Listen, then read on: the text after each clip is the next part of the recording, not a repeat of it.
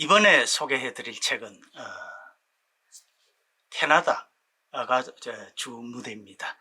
그리고 이제 미국 그리고 베트남 이 3개국을 오가는데요. 뭐 이게 이제 뭐 제가 늘 세계 여러 곳을 여행한다고 말씀을 드립니다만은 그런 것과는 오늘은 조금 다른 이야기예요. 어떻게 보면 뭐 반전 소설, 그러니까 전쟁에 반대하는 소설을 같기도 하고 가족 소설 같기도 하고 뭐 그런 겁니다. 자, 바로 이 책 센티멘털리스트란 책입니다. 참 굉장히 센티멘털해 보이죠. 그런데 이 책은 이제 베트남 전쟁에 참전한 아버지의 그 아픔을 따라가는 딸의 이야기입니다. 이 작가가 굉장히 젊은 작가예요. 1980년생입니다. 그러니까 아주 젊은 작가죠. 여성이고요. 캐나다 출생입니다. 1980년생으로 원래 시인인데 이게 첫 소설로 소설 데뷔작인 셈입니다. 이게 이제 2010년 작품이니까 이제 한 10여 년 된 작품인데요.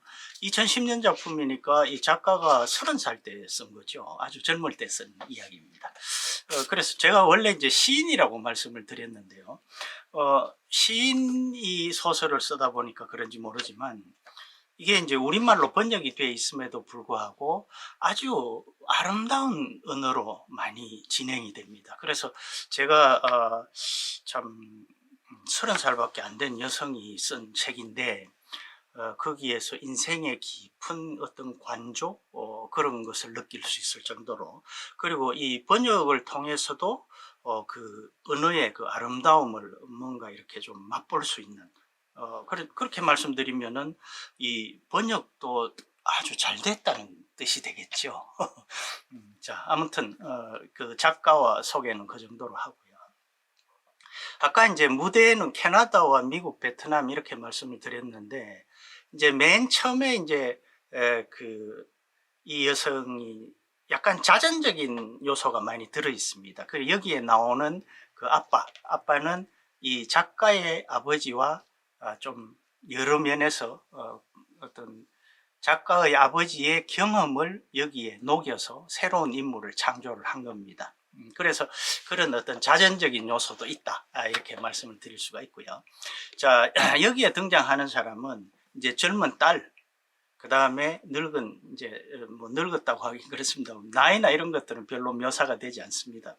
아빠, 그리고 그 아빠와 함께 사는 헨리 아저씨라는 사람, 이 세 사람이 제일 중요한 주인공이고요. 이 이야기는 다 이 세 사람 위주로 스토리가 전개가 되고, 거기에 존재하지 않는 헨리 아저씨의 아들 오원이라는 사람이 자꾸 이제 거론이 됩니다. 이 사람은 세상을 떠난 사람이에요, 이미.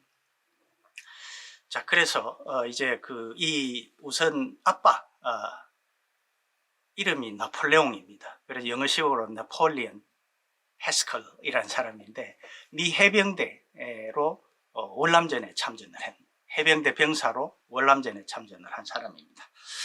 그런데 여기에 보면은 목수로 묘사가 됩니다. 목수로 묘사가 되는데 집을 한 번도 완성하지 못하고 배도 만드는데 배도 끝까지 완성하지 못하는, 아무것도 완성하지 못하는 목수가 돼 있어요. 그러면서 방황을 합니다. 많이 방황을 하는 그런 아빠고요. 그러면 당연히 가정도 안정이 못 되겠죠. 그래서 집이란 것도 제대로 없고 결국 나중에는 그 헨리 아저씨의 집에 같이 사는 이런 상황이 됩니다. 그리고 그래서 이 아빠는 늘 그 술과 약, 그러니까 전쟁에서 부상을 당했기 때문에 군 병원에서 나오는 그런 약, 뭐 몰핀, 진통제라든가 이런 것들을 달고 사는 그런 사람이죠. 그런데 이제 그 스토리는 이제 과거에 그 아빠가 살던, 자기 가족이 살던 그 집 같지 않은 집, 뭐 이동식 주택 미국에 많이 있죠. 그걸 두 개를 잇대서 그냥 을기설기 해놓은 그 집의 추억에서 시작을 해서 이 딸이 이제 그 자기의 남자친구로부터 배반을 당하고 인생의 큰 회의 그리고 어떤 전환점을 느껴서 모든 것을 접고 떠납니다. 그런데 떠나는데 어디로 가냐 하면은 아빠에게로 가요. 그러니까 그 뭐 따뜻한 가정이 있고 뭐 아빠는 물론 또 그 엄마와 떨어져 삽니다. 혼자 살아요. 그러니까 인생에서 어떤 좌절을 맛보고 따뜻한 가정으로 찾아가는 것이 아니라 자기보다 더한 고통 속에서 어떤 방황하고 있는 그 아빠에게로 가는 거죠. 그런데 그 아빠가 사는 곳은 캐나다입니다. 캐나다의 카사블랑카라는 마을이에요. 물론 이 카사블랑카라는 것은 뭐 험프리 보가트가 주연한 옛날 영화 카사블랑카 있죠. 그것을 뭐 거기에서 따온 그 이미지를 차용한 것이고요.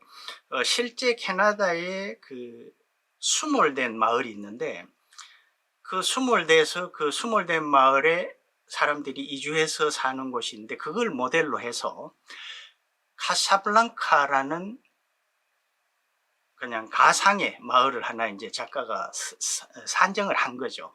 만들어 놓은 거죠.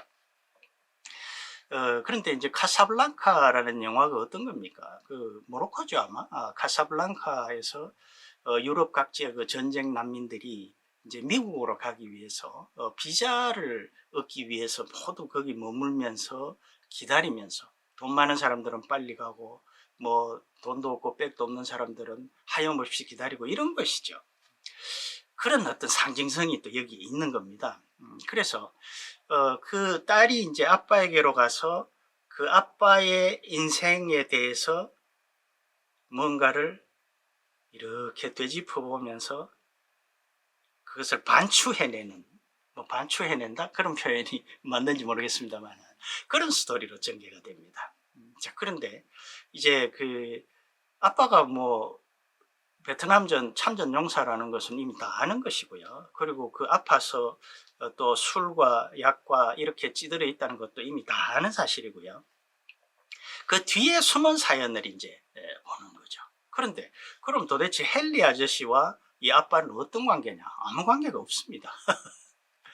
그런데 이제 나중에 그 관계가 밝혀지는데 아까 서두에 제가 오원이라는 인물을 말씀드렸는데 그 오원의 아버지예요. 이 헨리 아저씨는. 그럼 오원은 누구냐? 오원은 이 아빠의 전우입니다. 베트남전에서. 그런데 베트남에서 죽었어요. 그게 이제 이 사건의 열쇠입니다. 그래서 결국 그 꽝찌 사건이라는 것이 있었는데 그 미라이 학살이라는 거 혹시 들어보셨는지 모르겠습니다.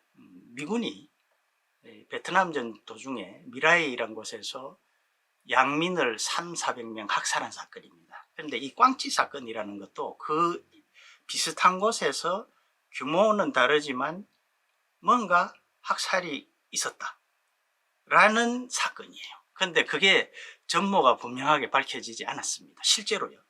그런데 이 작가의 아버지가 실제로 그 꽝찌 사건의 경험자로 알려져 있어요. 자, 그런데 이 아빠의 그 기억 속에 모든 것은 이 몽환적으로 기억이 되어 있습니다. 그 전쟁의 기억이 말이죠.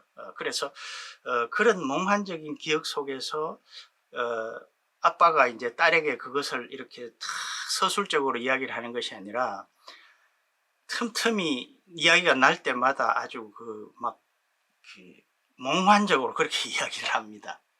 그리고 이제 마지막에 그 아버지가 군 검찰에서 법정에서 신문했던 그 기록 그것이 이제 마지막에 첨부가 돼 있어요. 그렇게 구성이 돼 있습니다. 그러니까 어떻게 보면 그 민간인 학살 사건을 파헤치는 것 같지만 전혀 파헤치지 않아요. 거기에 의해서 그 딸이 느끼는 어떤 그 심리 그리고 오은이라는 사람에 대한 어떤 추억 그리고 아빠가 느끼는, 그리고 그러면서 살아가는 그 고통과 추억, 또 헨리 아저씨의 그런 행동, 마음, 뭐랄까요, 그 몸가짐, 이런 것들로 구성이 돼 있어요. 그러니까 그 어떤 심각한 사건을 두고, 아주 슬프고 고통스러운 사건을 두고 그것을 들어가서 파헤치고 막 선은 이렇고 후는 이렇고가 아니라, 그 주변에 그것을 겪은 사람과 그것을 겪은 사람의 고통을 보는 사람과 이런 사람들의 그 삶과 대화를 통해서 그 아픔을 풀어내는 거죠. 그래서 참으로 슬프면서도 아름다운, 그리고 딸과 아빠 간의 그 어떤, 뭐랄까요, 그 드러나지는 않지만 내재한 깊은 사랑, 이런 것들이 이 아주 시적인 언어에 녹아있는 그런 작품입니다. 저는 정말 이 작품이 가슴에 와닿았어요. 그래서 여기 보면은 진짜 이 아빠는 센티멘탈리스트는 고사하고 그냥 술에 찌들어 사는 사람입니다. 그리고 결국은 암으로 돌아가셔요. 죽습니다. 그리고 가정도 엉망이죠. 아내도 내팽개치고 자녀들도 각자 자기가 살고, 이런 아빠지만 그 딸이 자기 인생의 파국을 맞고 그 아빠를 찾아가서 그 아픔을 함께 하면서 인간성 내면의 깊은 것을 들여다보게 되는 거죠. 그래서 참 뭐 2010년에 스코샤 뱅크 길러 상이라는 상을 받았대요. 무슨 상인지 저는 잘 모르겠습니다. 어쨌든 뭐 캐나다의 그 문학상인가 본데요. 거기 심사평에 이렇게 되어 있습니다. 죄의식과 책임감, 그리고 가족의 권한, 여차하면 터질 것 같은 지뢰 같은 소설. 터지지 않는 거죠. 지뢰처럼 이렇게 있는데, 거기에 이제 지뢰처럼 있는 그 슬픔, 그 고통, 이게 이제 상징적으로 드러나는 것이 바로 수몰입니다. 그 헨리 아저씨와 이 아빠가 사는 카사블랑카는 수몰된 마을이죠. 수몰된 마을인데 댐을 만들면서 수몰되면서 정부가 지어준 집으로 이주를 했죠. 그런데 이 헨리 아저씨의 집은 그 물속에 그대로 있는 겁니다.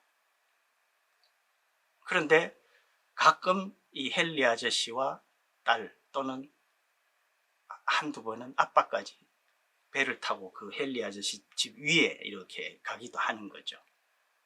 그래서 과거라는 것이 이 수몰된 집처럼 그렇게 물속에 있고, 물을 걷어내면 볼 수 있지만 물이 막고 있어서 보지 못하는, 과거는 과거로 남아있는, 이런 참 고통스럽고 안타까운, 그러면서 아름다운 소설입니다. 강추합니다. 끝까지 시청해 주셔서 대단히 고맙습니다.